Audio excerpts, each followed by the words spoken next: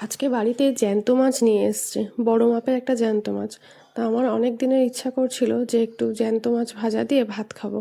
সেই জন্য আমি কড়াই বসিয়ে নিয়েছি, আর কড়াই ভালোভাবে গরম করে নিয়ে তেল দিয়ে দিয়েছি। তেলটা যখন মোটামুটি গরম হয়ে যাবে, তারপরে আমি মাছগুলো ভেজে নেব। আজকে আর কিচ্ছু রান্না করবো না, শুধু মাছ ভাজা আর ভাত খাবো। তার সাথে সাথে ভাবলাম আপনাদের সাথেও একটু গল্প করে নিই, কারণ সবসময় তো রান্না বলুন, কাজে বলুন, আর কথা বলা হয় না।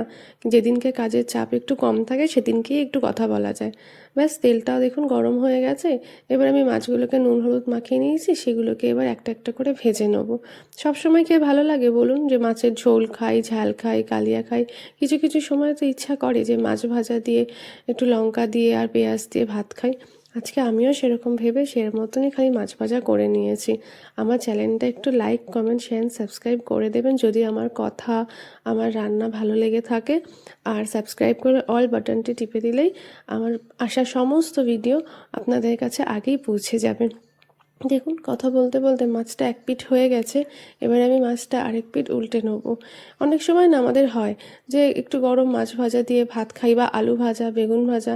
কিছু কিছু সময় না আমাদের আর রান্না বান্না করতে ইচ্ছা করে না, একঘেয়েমি লাগে। তখন এই সমস্ত চটজলদি একটু ভাজাভুজি ভাত দিয়ে দারুণ লাগে খেতে। অনেক সময় তো ঘি ভাত আলু সেদ্ধ দিয়েও খেতে ভালো লাগে। আমার তো খুবই ভালো লাগে লঙ্কা দিয়ে, পেঁয়াজ দিয়ে মেখে আলু সেদ্ধ ভাত। দেখুন, আজকে খাচ্ছি মাছ ভাজা দিয়ে ভাত। তার জন্য আজকে আলু সেদ্ধও দিইনি, কিছু নেই। মাছ ভাজার তেল নেব আর মাছ নেব, দিয়ে একটা লঙ্কা দিয়ে পেঁয়াজ দিয়ে একদম এক থালা ভাত খেয়ে নেবো। আমার ছেলেও মাছ ভাজা দিয়ে ভাত খেতে খুব ভালো লাগে। শুধু আমার ছেলে বা আমি কেন, আমার মনে হয় খুব কম মানুষই আছে যারা মাছ ভাজা খেতে ভালোবাসে না। মাছ ভাজা আমার একদম রেডি হয়ে গেছে। এবার আমি একটা থালায় মাছগুলোকে উঠিয়ে নেবো।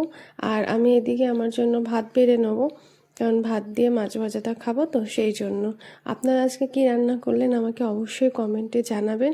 আর আপনারা কি নতুন নতুন রান্না দেখতে চান, বা পুরনো যে রান্নাগুলো এখন হয়ই না, আমাদের দৈনন্দিন জীবন এত ব্যস্ত যে যেগুলো সময় সাপেক্ষ রান্না, যেমন ধরুন থোড় বলুন, মোচা বলুন, এই রান্নাগুলো তো অনেক সময় সাপেক্ষ, সেই রান্নাগুলো হয়ই না। সেরকম কিছু যদি রান্না দেখতে চান আমাকে অবশ্যই জানাবেন, আমিও ঠিক সময় করে আমি করার অবশ্যই চেষ্টা করব। ওই যে বললাম, আমাদের দৈনন্দিন জীবন এতই ব্যস্ত, ওই রান্নাগুলো করা হয় না। আমার ক্ষেত্রেও তাই। আমার বড় ভিডিও দেখার জন্য লিংক দেওয়া আছে, আপনার যদি ইচ্ছা হয় বড় ভিডিওটা অবশ্যই দেখতে পারেন। ব্যাস, এই যে মাছ ভাজার তেলটা রেখেছি, এইটা দিয়েই আমি ভাত খেয়ে নেবো। আমার মাছ ভাজা একদম রেডি। আপনাদের ভালো লাগলে অবশ্যই লাইক